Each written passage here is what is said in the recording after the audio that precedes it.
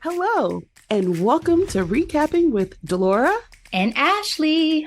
Please follow us on Instagram, Facebook, and Twitter at Recapping Podcast.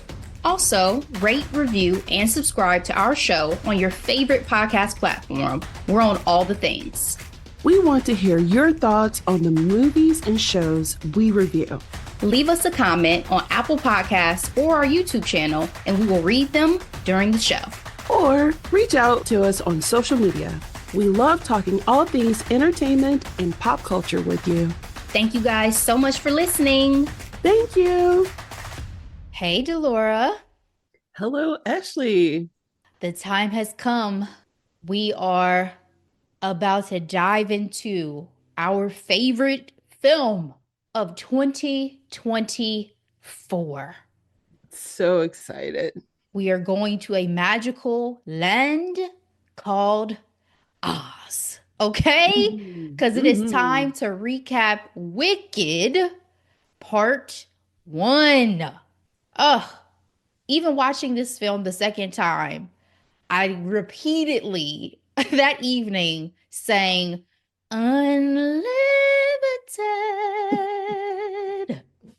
Yeah, it was a whole moment in this household because we saw it twice in theaters and then the replay during the holiday season of that freaking soundtrack. Okay. And you were listening hard to the soundtrack even before, right? Like you've been No. a fan? Well, I was a fan. We didn't listen to this soundtrack until the movie. We saw the movie. We're really big on that. But yeah, I was a fan of the musical courtesy of a friend in college years ago.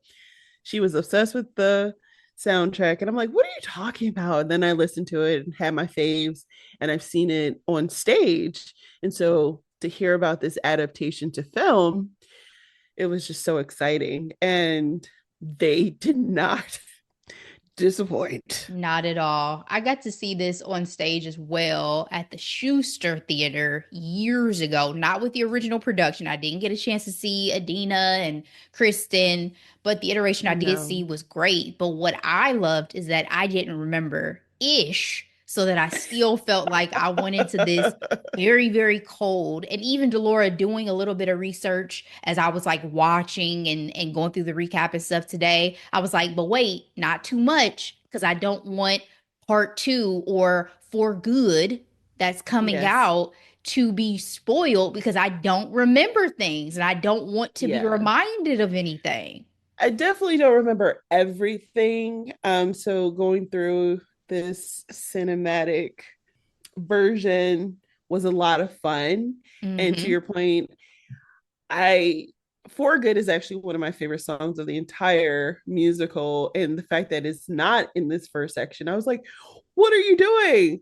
Why aren't you making it one film? And now I'm not mad at it. No, I I'm think it not. ended so well. But let's Yeah.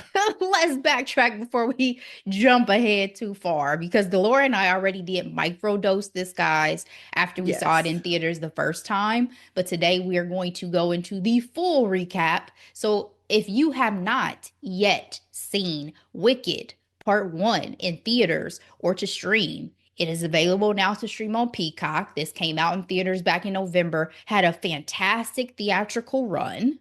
We Yes. actually saw it in 3D. So my first time watching it again in 2D, I was like, hold on, is this going to be the same? And it was. It still blew me away. It was great. I loved them both, honestly. Yeah. And All we right. got it as soon as it was available on freaking digital. We went in and bought it, and that was in December. I've got to get a hard copy. Like I'm going DVD, Blu-ray, baby. Yeah. I want a physical copy of this one. All right, quick summary. Elphaba, a young woman ridiculed for her green skin, and Galinda, a popular girl, become friends at Shiz University in the land of Oz. After an encounter with the Wizard of Oz, their friendship reaches a crossroads. Director John Chu. Awards, people, awards. This film, Listen, he's so talented. he is. This film has earned the Golden Globe for cinematic and box office achievement, Academy Awards for Best Costume Design and Best Production Design. And this is amongst other Yes. accolades. They have won BAFTAs, Critics' Choice, an NAACP Image Award, on and on. Cast: Cynthia Erivo as Elphaba, Ariana Grande as Galinda, Jeff Goldblum as the Wizard, Jonathan Bailey as Prince Fiero, Michelle Yeoh as Madame Morrible, Marissa Bodie as Nessa or Nessa Rose, Ethan Slater as Bach, Peter Dinklage as the voice of Dr. Dillamond, Bowen Yang as Fanny, and Brownwyn James as Shin Shin.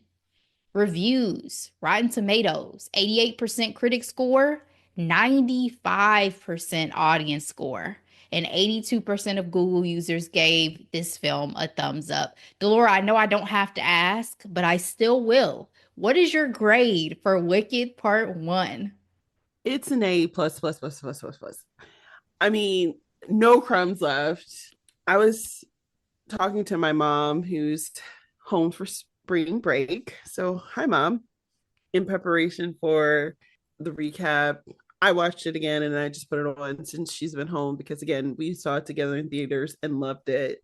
They don't make movies this well made anymore. Like, it is so good down to the toes of their feet. You know what I mean? Like, the amount of care and production that they put in this film is just such a one breath of fresh air because it's like, yes, we will plant 9 million tulips. With our Yes, bare hands. we will build a train. You know what I mean? Not everything has to be CGI, and just even, and I'll talk more about it during our conversation, but Cynthia Revo was very intentional with how she sang with the first song, The Wizard and I, so meek and timid, to the finale, the battle cry that everybody knows. Shout out to Kiki Palmer's rendition of it. You know what I mean? So, and then same with Ariana Grande, took opera lessons because I don't even dare try to sing in her range for No One Mourns the Wicked. That first song is Mm-hmm. in the stratosphere as far as I'm concerned. So, like I said, I say this all the time. I'm going to stand on this hill. John was robbed for not getting Best Director nominations for this film. Hopefully, he'll get it for part Especially two. after watching Honora. But that's a conversation for another day, guys, because I watched it so, on Hulu. so again, it's an A plus for me, Ashley. What's your grade for Wicked Part One? Same page. I mean, what else is there to say? God damn, this was a fantastic film. I loved every minute of this movie. And that you talk about in our conversation last week, an album with no skips. This is a Yes, film that I could watch in totality yes, forever. I don't know how else to say it. it's so true. It is It's a so true. fantastic story. It is a fantastic performance by everyone in this film.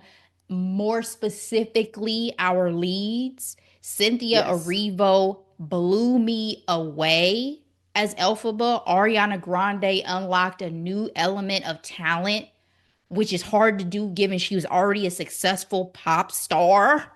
yes, I just, man, I don't think I could say enough good things about Wicked. We've talked about it at length many other times over these episodes, and the movie stands, holds up for itself. So, it really does. And I will say one more thing. And I said this to you right after we watched it the first time. I'm like, I want to live in Oz. It was so vibrant and beautiful and whimsical. Like, it I is.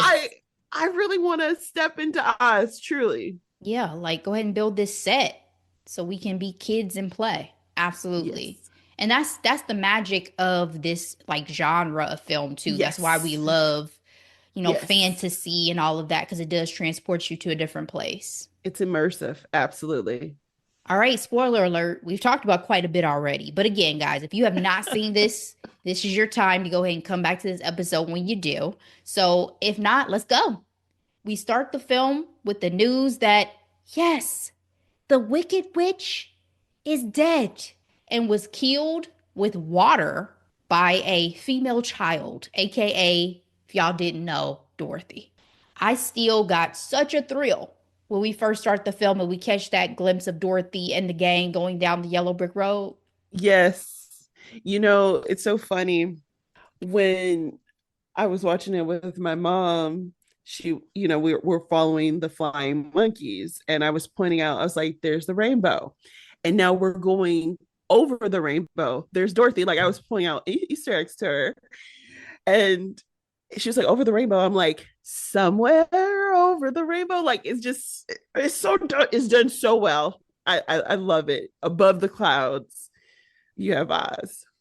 We get right into No One Warns the Wicked that you were mentioning at the start of the podcast because we are now going over to Munchkin Land and we got Glinda floating around talking about, I got to set the record straight. Make sure y'all got the deets. We get a flashback to the Wicked Witch's childhood because as now Glinda said, everyone has a childhood, even the Wicked Witch. She had a father who was the governor of Munchkinland, and her mama who was having a quite bold affair with the Wizard of Oz, it seems.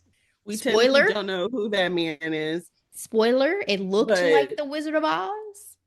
the fact that her husband was barely out the door, did he run into him on the She took that little shawl off so fast off her shoulders and said, "My real man is coming in 2 seconds." It was like to the left, to the left.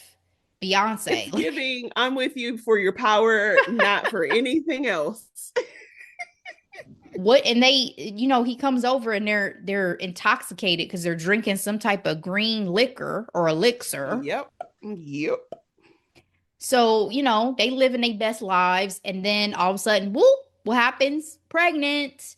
And it's with Elphaba. And don't know what was in that green elixir, but Elphaba is born green. Shock and awe and horror from parents, from the caretakers, including Dulcie Bear, who's going to become her nanny. And we catch a glimpse of magic when her father shuns her, and you see all these things fly up to the ceiling. So, don't know what happened, but seems like something's special about this child.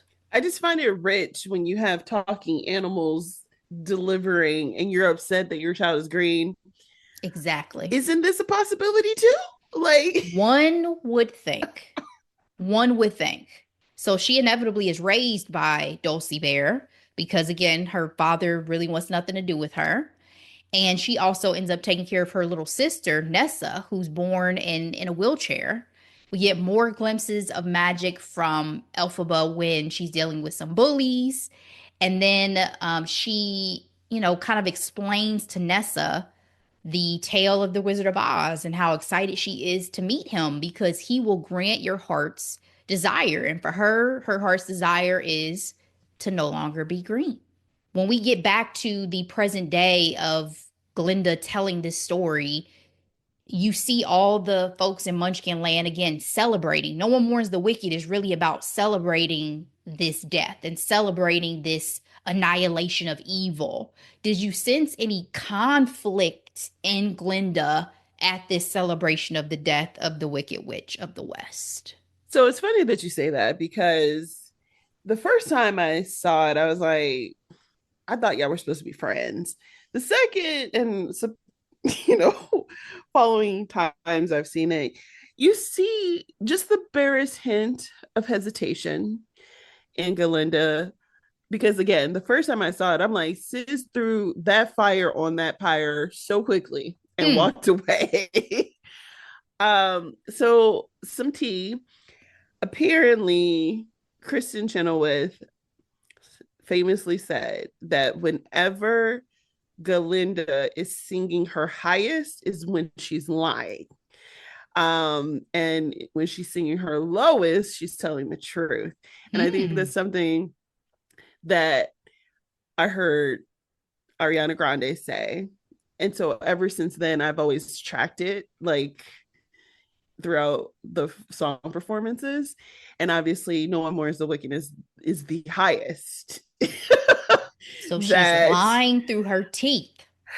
yes. I love to hear Um, that. That's so I interesting. thought that was fascinating. But Hmm. it was also a very hard moment as a parent because my daughter started crying uh at night when she was like, why were people happy that she died?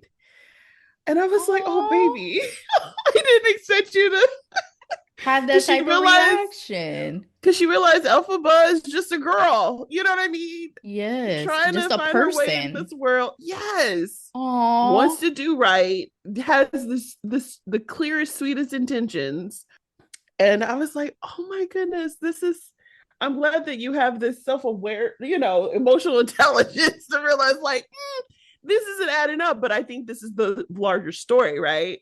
Like it's propaganda, really. It's like the person who's actually telling the truth, you deem them to be bad and you banish them and you rejoice therein. yeah.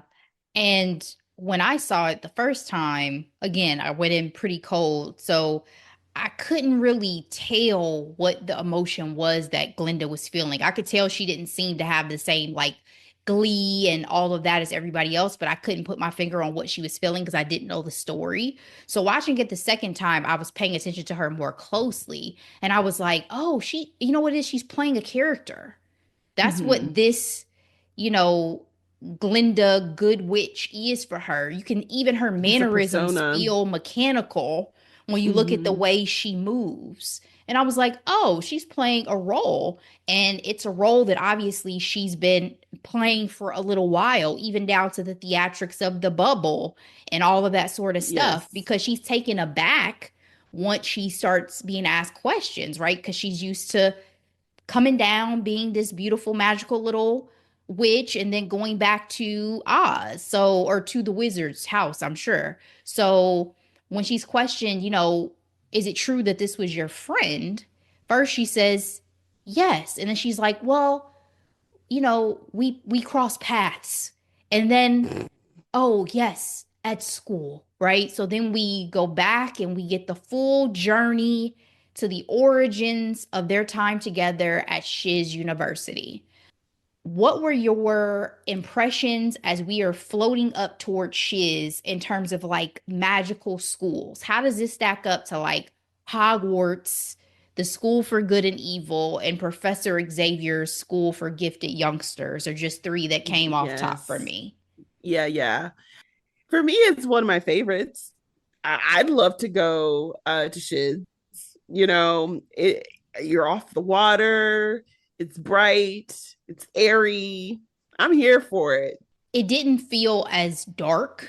Like if I'm honest, like Yes. Hogwarts feels sinister sometimes when you watch it. There's a lot Yes. going on. There's a But it's competition it's between good and evil there. knocking on what they call dark academia, Yeah, right? I mean it's a because you're Where learning both the good and the bad at Hogwarts. yes.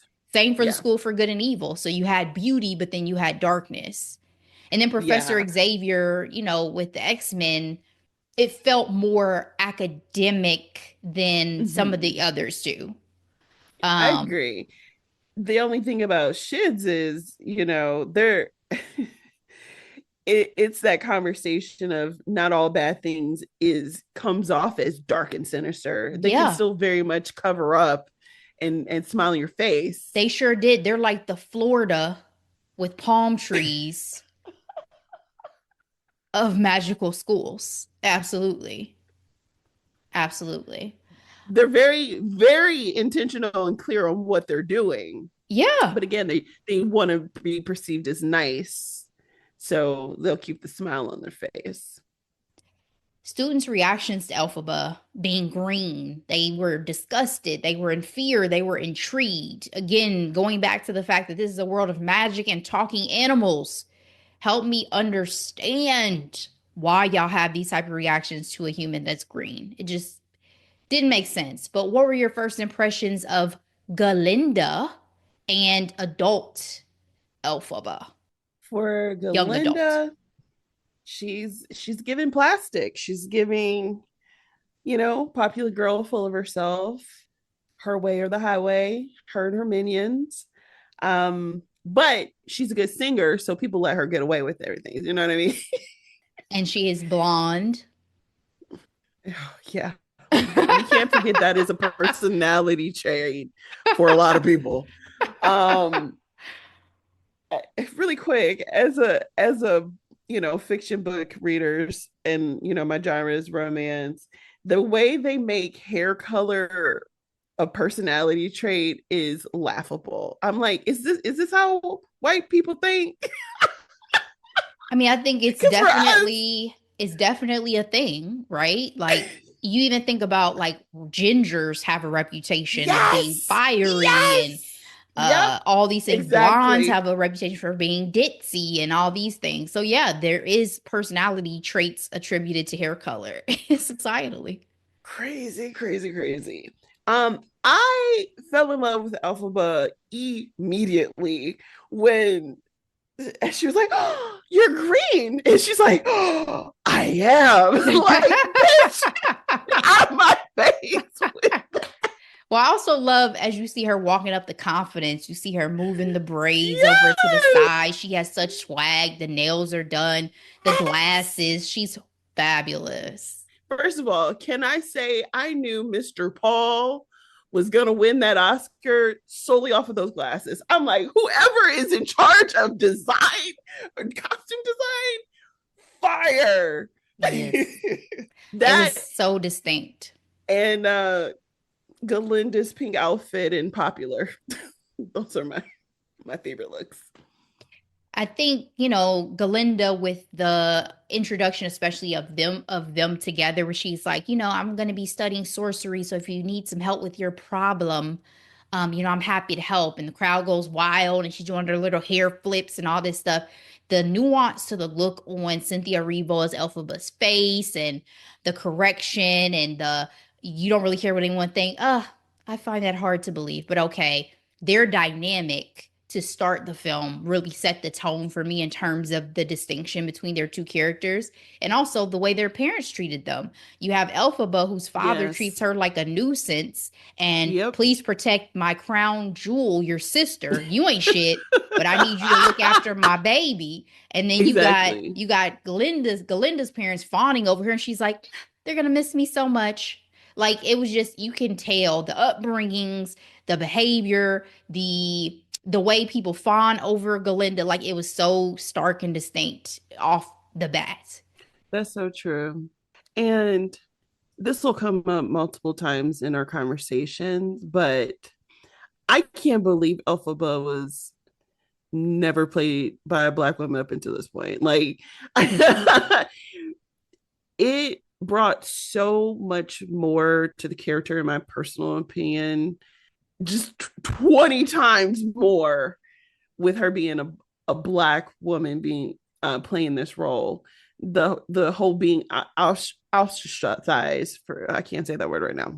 And again, this will come up throughout our conversation today, but the nuance was just even greater Yeah. because it's Yeah. like, yo, Yeah. And then you're opening up a whole new um community to relate to this, to dive into this in a way that, yes, we never probably have before because it's never felt as true to us as it has with this that's depiction. true.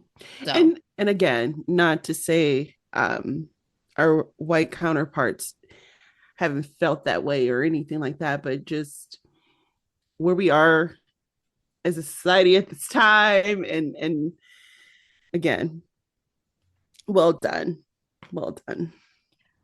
Elphaba had just been there to drop off her sister Nessa Rose, but she ends up performing magic unexpectedly to stop a teacher from going off with Nessa, who does not like to get help from people. She can take care of herself.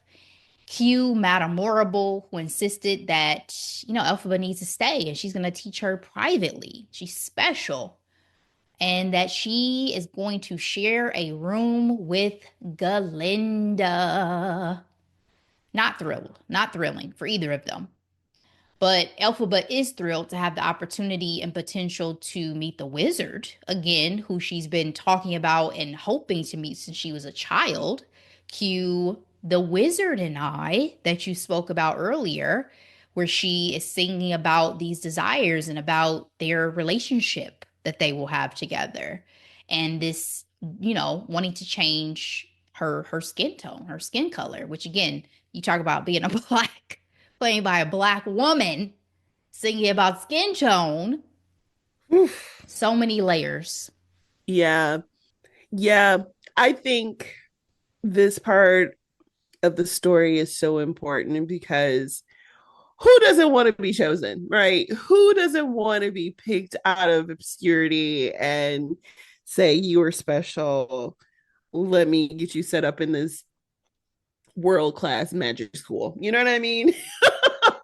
um, so in some ways, I'm grateful for this change of pace for Alphaba, but I cannot believe it took me until recently to realize that Dr. Marable is technically horrible I with thought the M. about that too. Literally, I was like, how did she fool me? Morrible is completely clear. Horrible.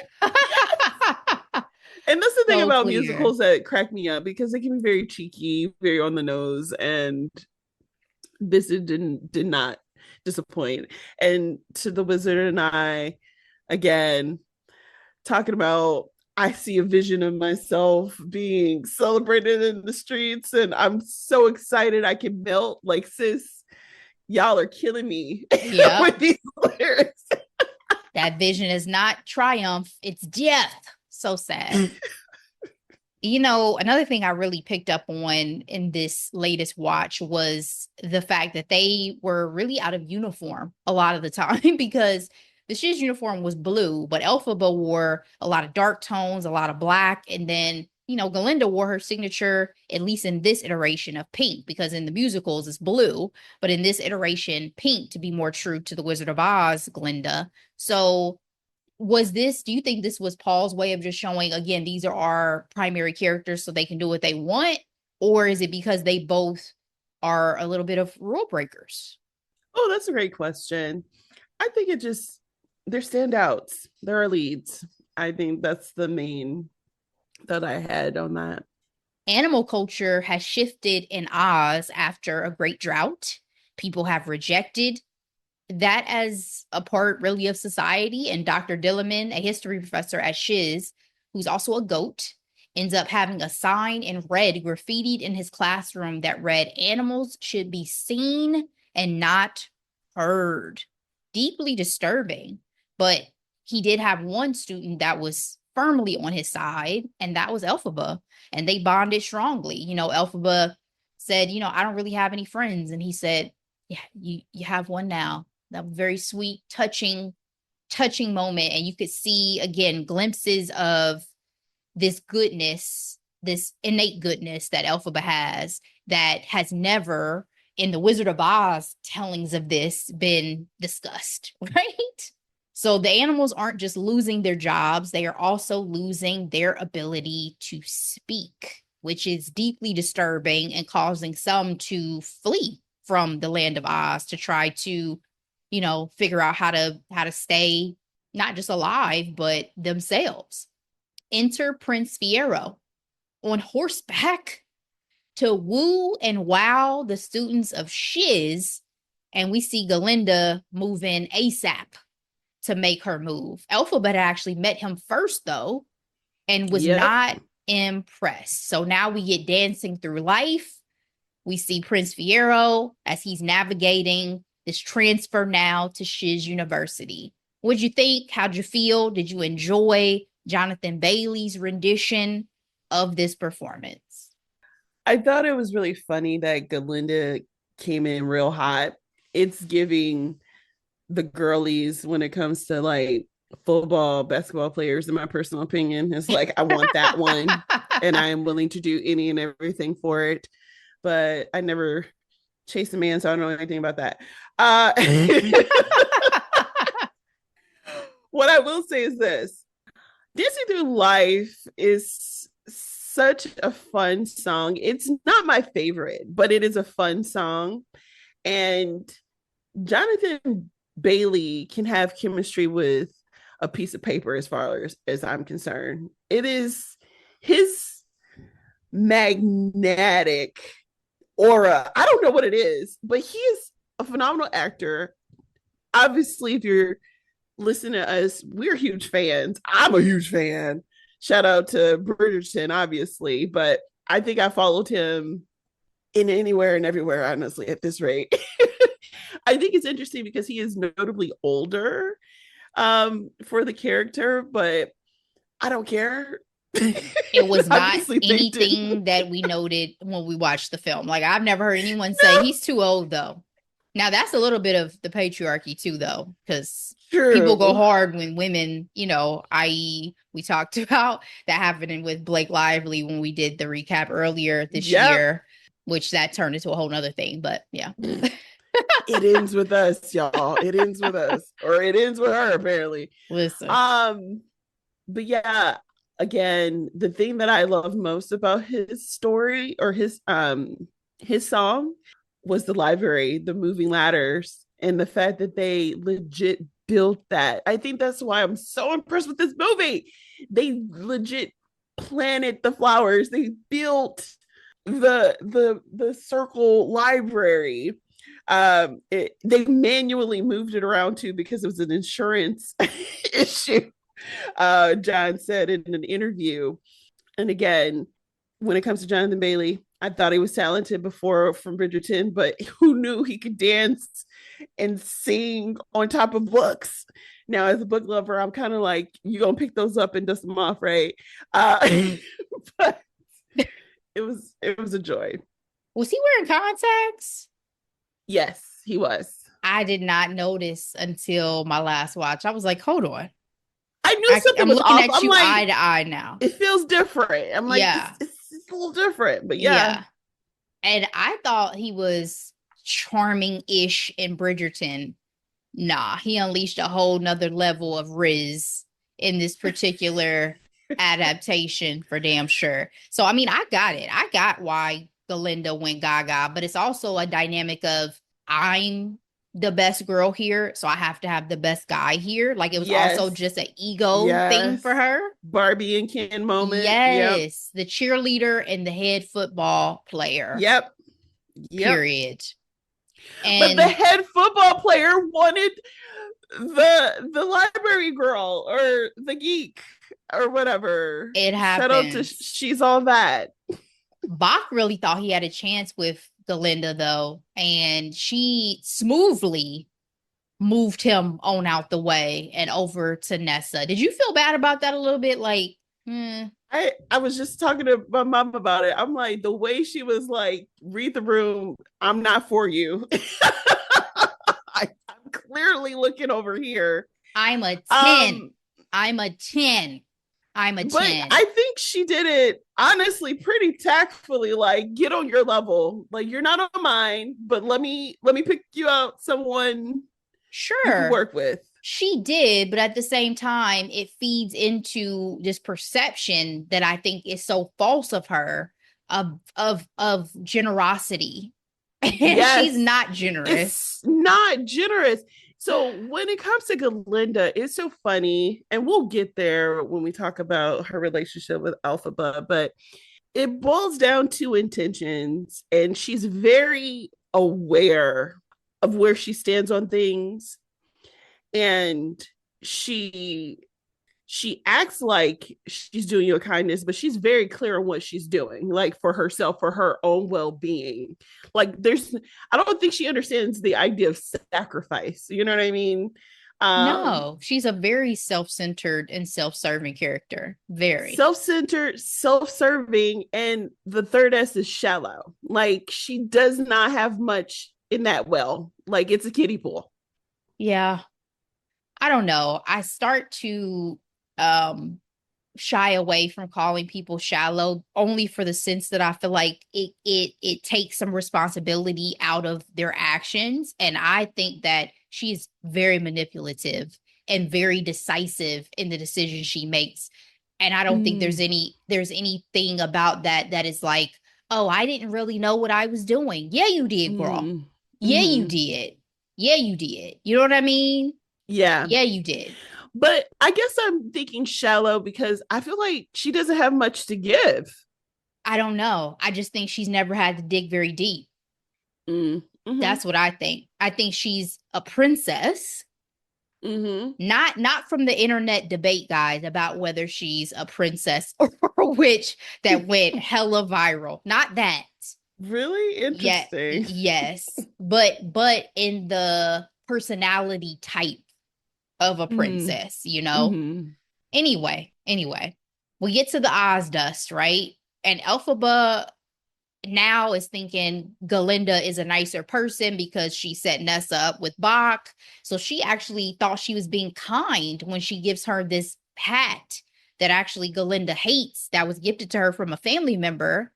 And so she ends up asking Madame Morrible to include Galinda in her sorcery seminar because Madame Morrible was like, this girl, you ain't got no talent. You ain't got nothing to offer me that I would include you in this.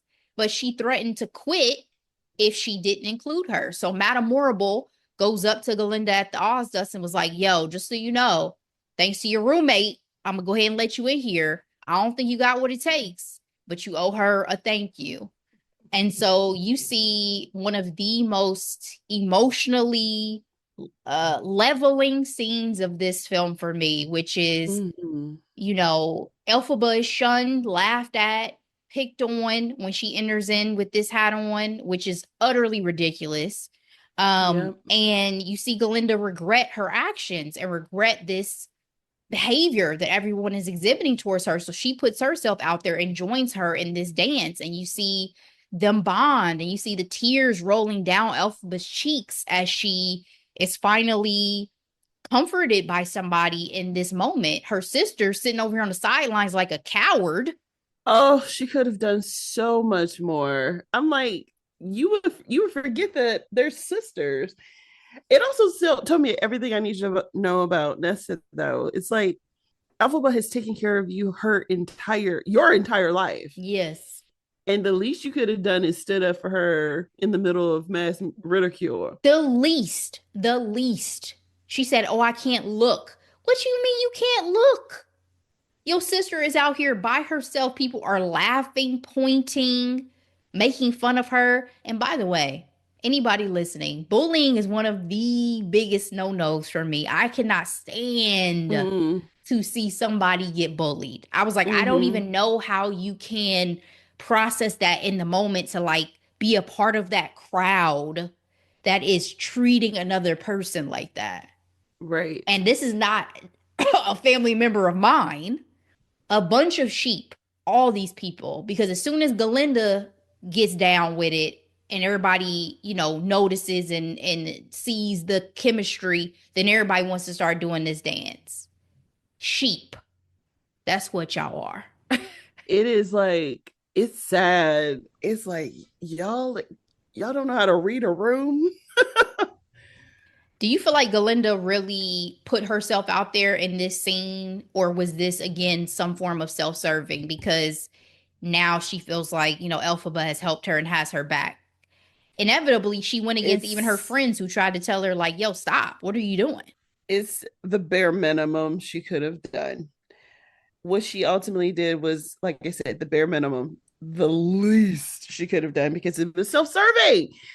If the professor hadn't talked to her, Galinda would have been the number one person making fun of Elphaba in that hat. Uh, Cynthia Riva talked about how this was such an emotional scene and Felt it. how, yes, and how like she's been in situations where it's like, all right, it's just me, let's just do it. You know what I mean?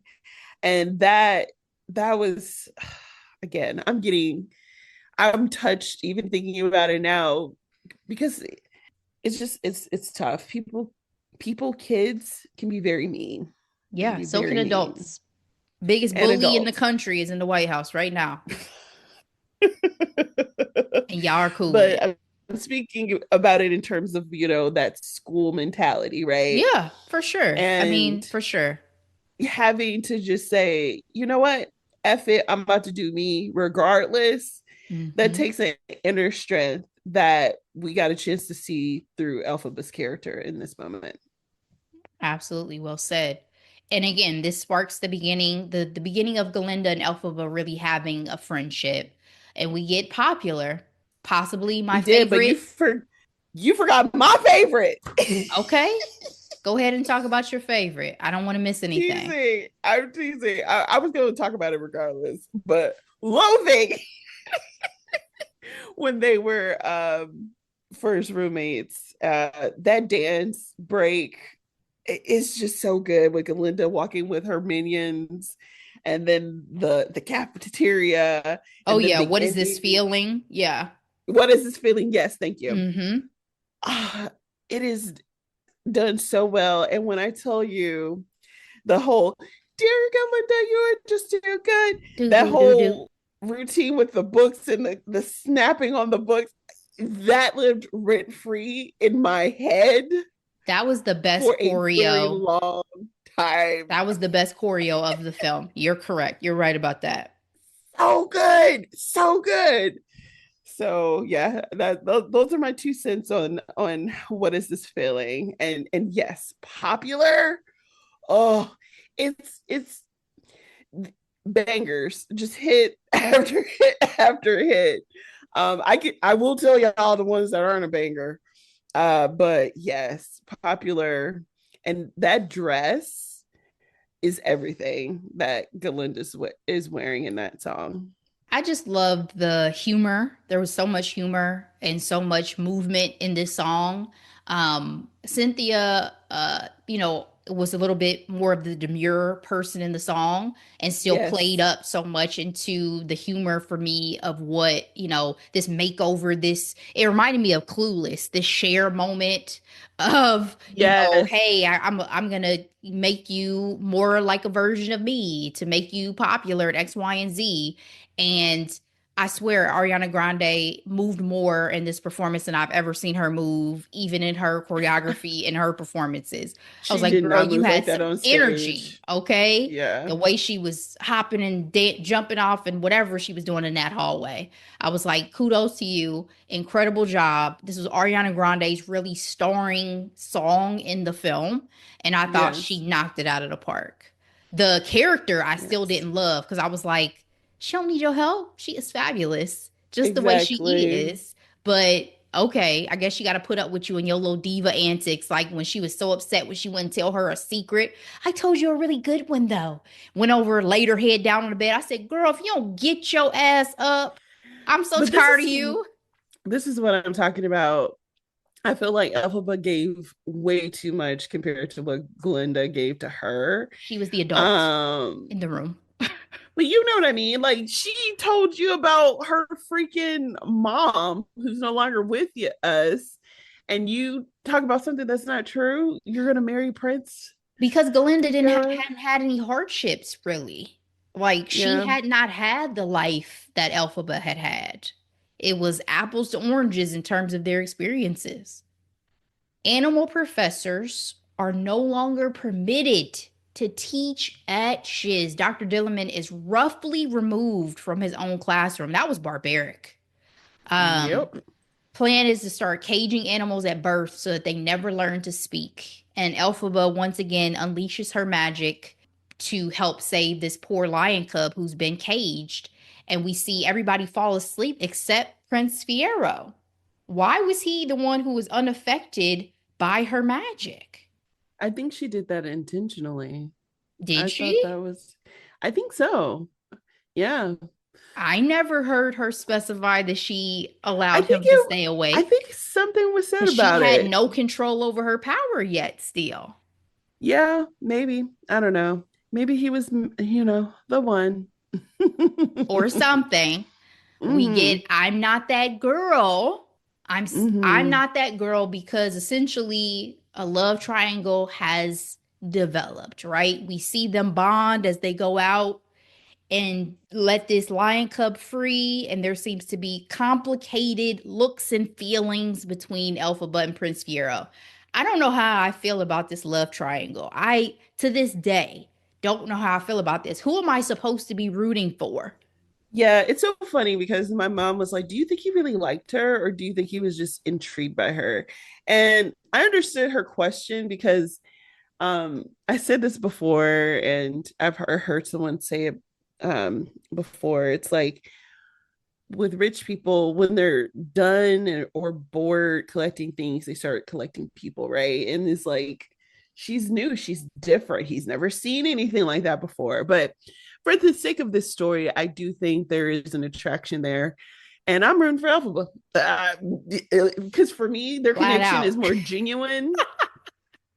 For Galinda, again, it's very superficial for me. It's giving, like you mentioned before, head cheerleader and quarterback, but Yeah. the quarterback don't always need to be with the head cheerleader. Yeah, but that's tough for me because I'm loyalty, loyalty, loyalty. So, like, that is her man at the end of the day. They are together.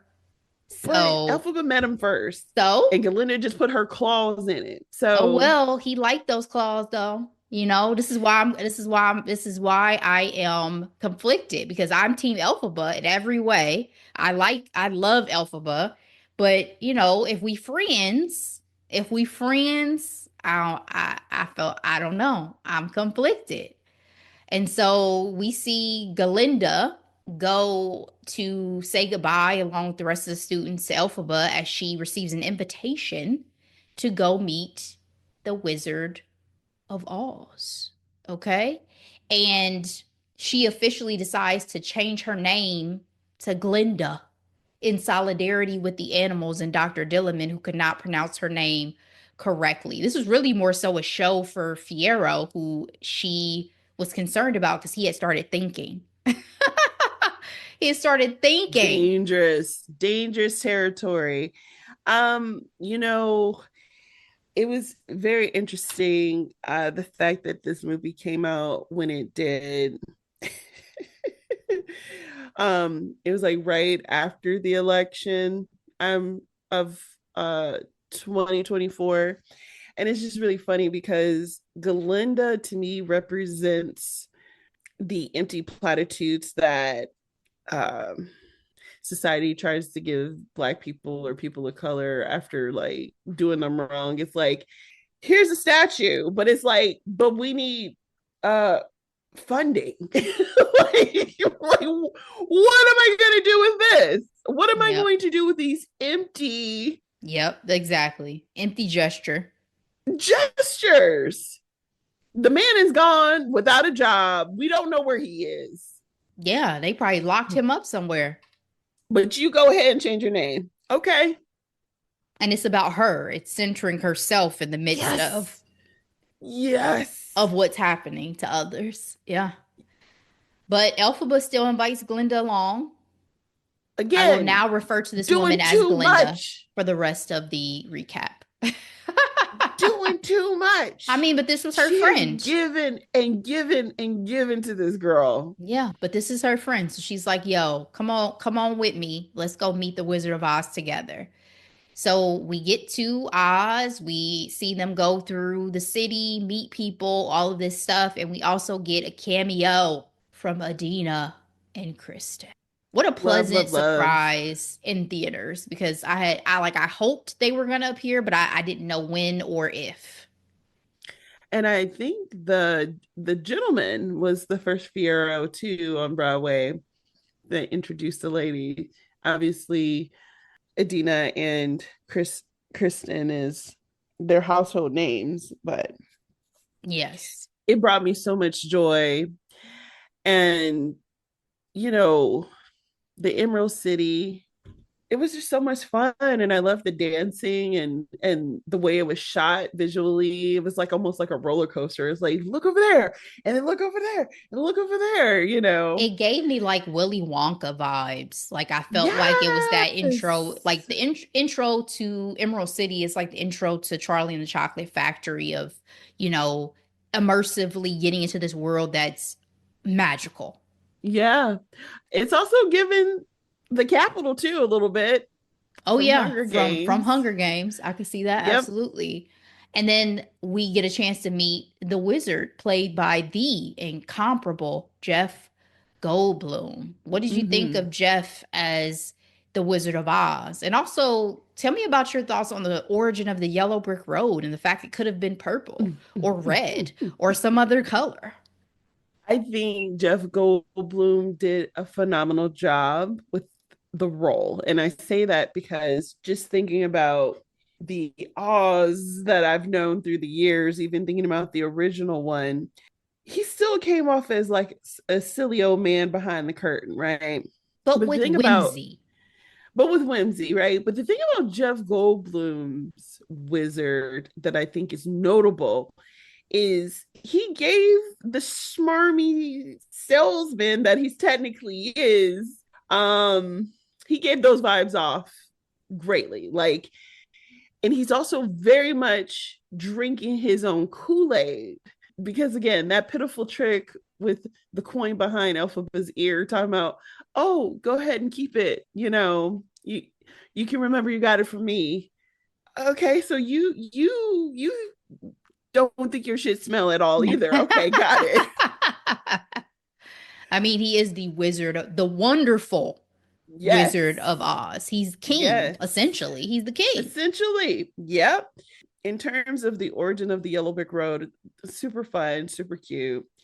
What cracks me up is the sentimental man when the movie came out and people were ranking the soundtrack. That was like the last song. Aw. Everybody's I and mean, it it has had a nothing to do with story. his it has nothing to do with his performance, but it's just not as catchy as the previous songs for sure. Yeah, I mean, it still had a story. You get some info on the wizard through the story, right? And his Yes, how he yes. looks at the citizens of Oz as his children and all this stuff. But another actor that I could have seen playing this role is Alan Cumming.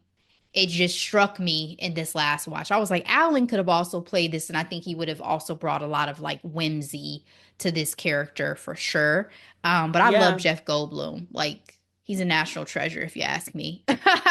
I love some Jeff Goldblum. 1000%. Yeah. And yeah, he's definitely zaddy too. Oh yeah. Material. Oh yeah. Oh yeah. I mean, he was in a movie with Gina Davis back in like the 80s where he was like, The Fly, was it The Fly? Is that what it's called? that terrifying movie. Have you ever seen it? I remember seeing it at a very young age and being like, oh, I should not have watched that. And I had nightmares. 1986, The Fly, Gina Davis. Were they in another movie together? I feel like there was, He or was if I'm maybe shirtless. confusing the two, or maybe I just never finished the movie because I just remember him being Well, like young and sex symbolish. And I was like, oh, Jeff. yeah, but this movie is, I'm about to go into this deep dive. Do not look at images because you will be terrified. They're Mm, scientists and he goes into this thing and I think a fly is on him, so it makes him morph into a fly. It's terrifying. It's okay. what they call a body horror. Well, then And never like his mind. skin is falling off and Okay. everything like that. Mm-mm. Never mind. I don't know But if that's the one anyway, I'm thinking of, but if it is, I'll never finish it in that case. I just remember thinking, like, oh, he was a sex symbol in his day, and he has continued that trajectory. So and these that are was really all it. facts. Yeah. These are all facts. And what's so funny is, what's a shame is he probably was probably considered geeky at one point, but I'm like, no, he has always been very, you know. Heartthrobbish. Yep. Speaking of hearts, Elphaba's heart's desire has changed after she knows, has seen what's going on with the animal. She now wants that to be what the wizard helps her with is their plight. And she gets lured. Giving, loving Elphaba. She's so sweet. She gets lured into reading the Grimoire, this lost language for enchantments, and we get the origin of the freaking flying monkeys. Mhm. Okay, Elphaba realizes her mistake, but the spell cannot be reversed. And she soon realizes the wizard and Madame Morrible's horrible grand plans. They have been the ones that have been plotting against the animals. The wizard tells her the best way to bring folks together is with a good old enemy. The wizard is a fraud. He can't read the Grimoire himself, and he doesn't have any power. Delora, this whole finale of this first part is everybody chasing after Elphaba, Glinda included, flying monkeys included, trying to, get her to change her mind, come back, apologize, and stay with the wizard. And you see Madame Morrible immediately plotting and thinking, how can I turn this around? So she literally turns the narrative into Elphaba being the villain, her being the wicked witch. She tells the monkeys, this is her fault. She did this to you. And she did it so decisively and quickly. Tell me your thoughts about the wrap up and conclusion of this final act of the film. It was powerful when she said, "You have no power," because No it is a wizard that metaphor. there is or was. Sorry. It is just, I feel like every person goes through it in their life where it's like there's this thing, this obstacle, this opportunity, this what have you, that you think, oh my goodness, I can't believe it. You get there and you realize, like, one, you're the prize. You have all the power. The entire time it was you. Hmm. And these people that quote unquote are over you, they're just figureheads. You know what I mean? It's like you And to get into have, the room with all the people you thought were the smartest people, and you realize they don't know ish. when I tell you, that's what it's like being in corporate America. These are the decision makers. Okay. You don't know what I do. Oh my God. Wow. How did you get in that role? How? You know what bothered me so much about this final act too is for a while I could excuse Galinda as, she may not always be on the right foot and on the right path, but she's never seemingly knowingly been bad and done terrible things. This, you seeing how everything has gone down, you now knowing the source of this plight and suffering of the animals, and you still choosing to turn a blind eye and say, you should do this. You should still stay with the wizard because this is what you want and you should get what you want. It's such a enormous character difference and flaw that me and Glinda had to break up. I was like, any hope or chance I had of you as a character is dead. And I We never knew can't this as a be child. friends. Like no one ever told me Glinda wasn't real. No one ever I told me know. Glinda was the enemy. Exactly. I feel like Bamboozled. the whole dynamic between Elphaba and Galinda is how the 92% felt. Mm. Come on. If you just vote, we can do it all. We will be great. They're like, no, we're just gonna follow our husbands, follow our fathers because of our proximity to power. Mm.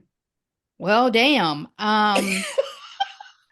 It's definitely sad and unsettling when you see people not only do things that are against your best interest but also theirs, because Correct. again, this doesn't make any sense. Like, you have these people who have not given you any consideration, don't even care about you. You are a secondary character to them, and suddenly you turn your back on your only real friend because of this proximity now to power.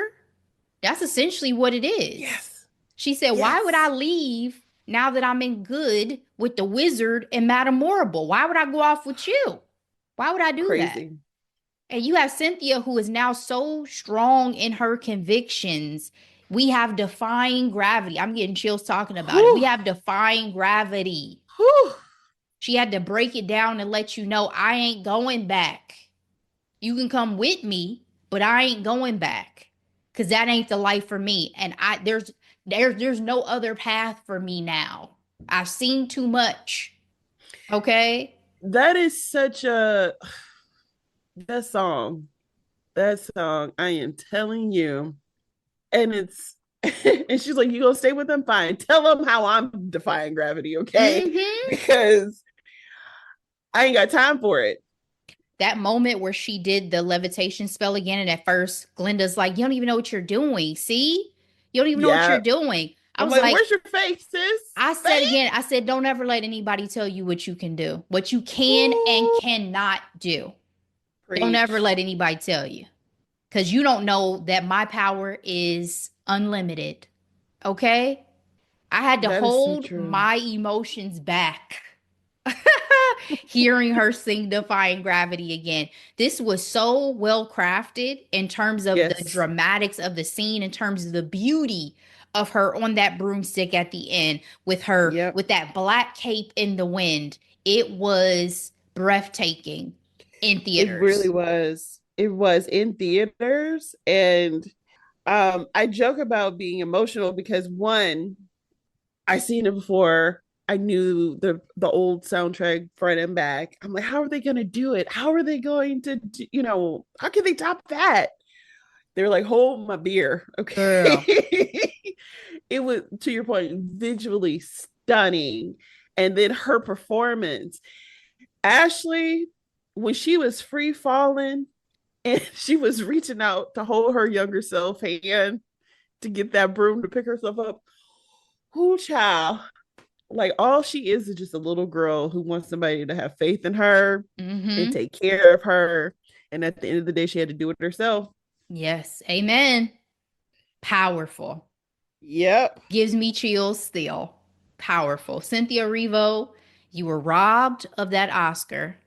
Girl. I just want you to Girl. know you were robbed. What was that Again, quote I said in after our seeing Honora. Guys, I cannot wait until I can talk about this in greater depth. But Cynthia Erivo, you blew us away. but I'll say it again. I'm not doing it verbatim, but the comment that had me rolling was like, the Academy is not going to award a character that is essentially a person of color who is removing themselves from being a pawn of the Mm, powerful. mm, mm. Unless she gets naked and hops on a pole. Anyway, for the sake of this recap, Delora, give me your final thoughts on Wicked Part 1. Well done. I cannot wait for part two or for good. Shout out to my future BFF, Bowen Yang. Uh, he was such a joy in this particular film. And apparently, we are missing scenes, or scenes were cut to show the friendship, the relationship between Alphaba, Galinda, and the crew, essentially. Because I will say, the first couple of times that I saw the film, I'm just like, are they that close? That Alphaba is just out here inviting Galinda on her special trip to the Oz. I'm like, it didn't feel like Galinda deserved it. You know what I mean? Or too soon, but I feel like it also spoke to Elphaba's character. Frankly, she's a giver. She's a No, giver. She is. yeah. Without, like, she gives the true definition of unconditional love because I don't ever see her have expectations from anybody with what she gives. Mm-hmm. And that is beautiful, but unfortunately, it seems the people she gives it to are not deserving. Were they Yeah. at all? My final thoughts again, I just thank y'all for this because I had not seen a Yes. movie, especially in theaters in a while, that just really moved me, blew me away. And I just think this was such a magical film, magical performances. and I cannot wait to watch it for years and years and years to come. So, fantastic job to everybody. Love you guys. Absolutely. All Absolutely. right, let's move into hidden gems, Delora. What do you have for the week? All right, Ashley. I am so excited for this hidden gem, and it makes me sad at the same time. I went ahead and watched Disney Pixar's Win or Lose series. There are 8 episodes.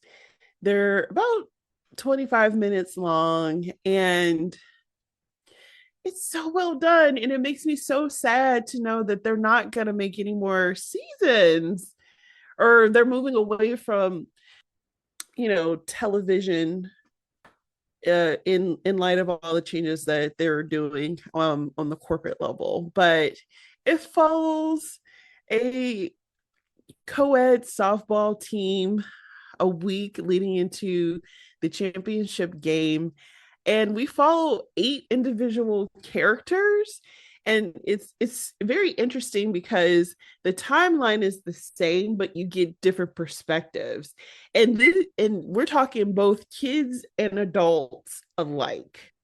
It's featuring different dynamics, which I really appreciate. Everything from a single mom, a divorced dad, a single man, a little girl with anxiety, a little boy with a huge imagination, and they have like these alter egos or personas that they get themselves in whenever like a situation may arise. And it's truly done so well. And like with everything Pixar, it has so much heart. And I love it because the show creators, it's a woman and a black man duo. And so I just, it was done well, and it was a lot of fun. And yeah, no notes. So that's I might actually would want to recap it one of these days potentially. So we will see.